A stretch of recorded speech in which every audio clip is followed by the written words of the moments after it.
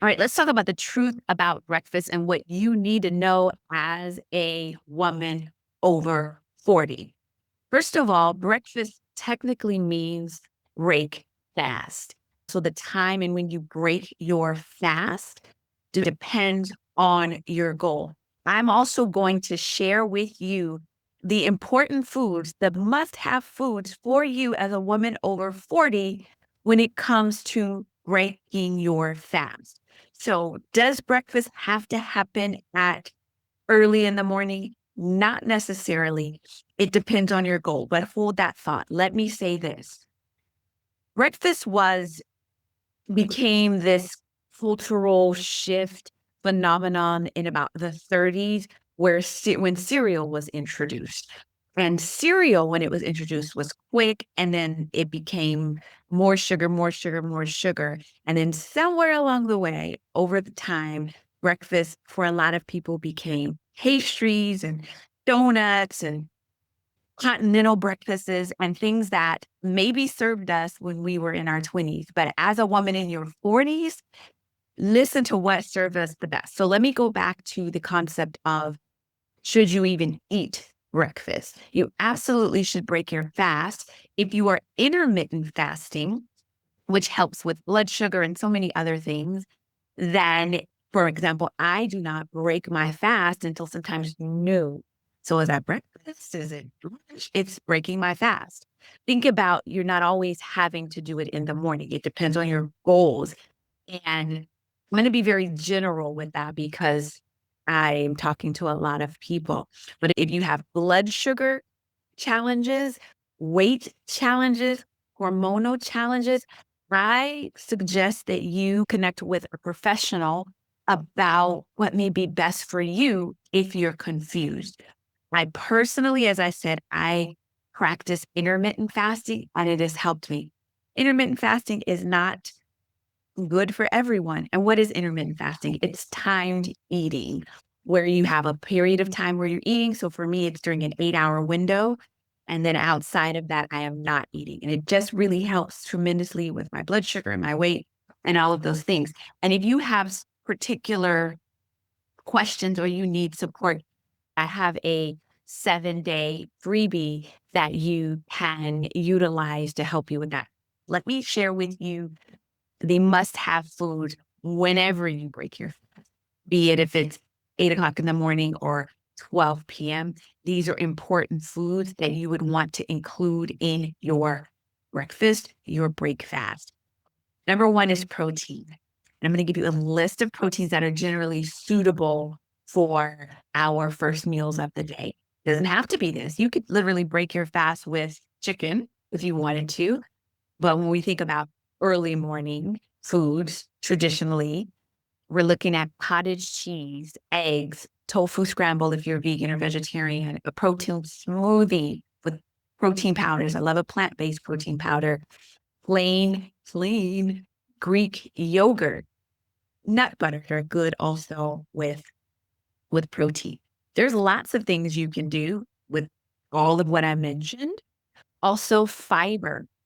And that looks like berries. Berries are full of fiber. So you can put those berries in that yogurt or that cottage cheese and have a great breakfast. Flaxseed is very good with fiber, omega, so many things. And actually, ladies, if you are over 40, I absolutely recommend that you have 2 tablespoons of flax ground a day. Keep it in your refrigerator, put in your smoothies, your salads, your oatmeal. It does wonders for us when it comes to balancing our estrogen. Also, oatmeal, good for fiber. Put the flaxseed in there, put the berries in there, and add some tofu or some eggs on the side. Then you have some balance going on that's helping your blood sugar and helping your weight and helping your energy. Chia seeds, another good one. You can make chia pudding, including avocado in your meal. So if you had maybe like a tofu scramble with some avocados in there or in your eggs, avocado is fiber rich, good fat for us, nuts and seeds, putting nuts, walnuts, cashews, sunflower seeds. I love to make smoothies with those. If you like sardines, I do not. but sometimes people make sardine and eggs. Oh my gosh, I have a story about that, but that's for another day. Or smoked salmon, people have lox. Now, what you didn't hear me say, you didn't hear me say bagels. Oh, I did sprouted toast. So if you like Ezekiel bread or sprouted toast, that'll work. If you have some sprouted toast or you have avocado toast or you put some nut butter on it. These are power-packed meals to start your day. If you're starting your day with donuts, sugary coffee, cereals, may not be doing you the best of service as a woman over 40. So again, if you need more ideas, I have a 7-day nutrition reset and I actually give you a list of foods and support. And I'll put that information down below so that you can participate in that. And it's absolutely free.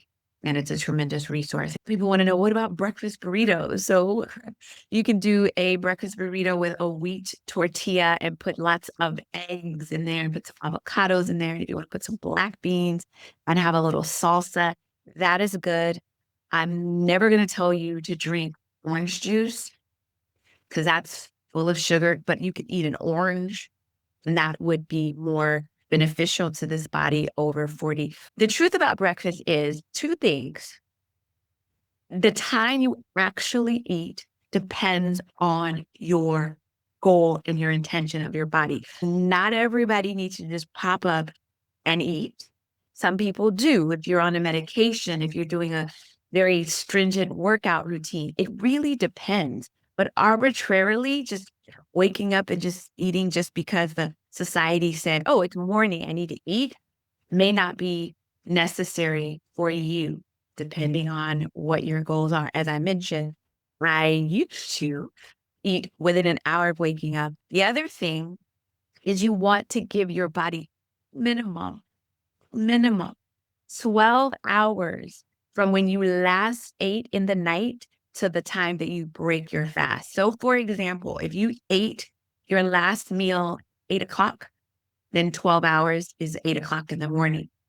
I do 16 hours, but the minimum is 12 hours. And the longer you go, the more beneficial it can be for you, depending on your goals. One of my things that I love to do is help women get their blood sugar in order so that they are not pre-diabetic or don't become diabetic and insulin resistance, because that triggers a whole lot of other things that can come from it.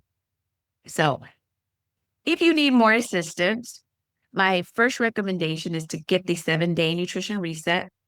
Try that out. And then if you, after that, need would like more support, then I got you on that. And you can reach out. Did I introduce myself? My goodness. I am a nutritionist. I think I did. And I work with women primarily to help them mitigate symptoms and concerns related to hormonal mayhem and just use food and nutrition so that we will thrive, so we feel good, so we look good. People always ask me, how's your skin look so nice? What do you do? Everything that I do, I tell you to do. But I also recognize that we're not all the same. We have different habits, thoughts, beliefs, and feelings. And if you are part of the Necessary Nutrition community, my intention is always to get to know you so that we can create a strategy that makes sense to you. Because some of y'all like to eat sardines, and that's cool. And some of y'all, myself, would never touch them. So I like to help you create a strategy that makes the most sense for your goals, your dreams, your lifestyle, your thoughts, and behaviors. And that's super fun to me. So nonetheless, if you have any questions or comments, absolutely put them in the comments. Be sure to like, subscribe, share this video if it helped you, and get the 7-day nutrition reset. All right, peace and blessings. Eat well, think well, and be well. This is Robin, Necessary Nutrition, and I will talk to you soon. Bye.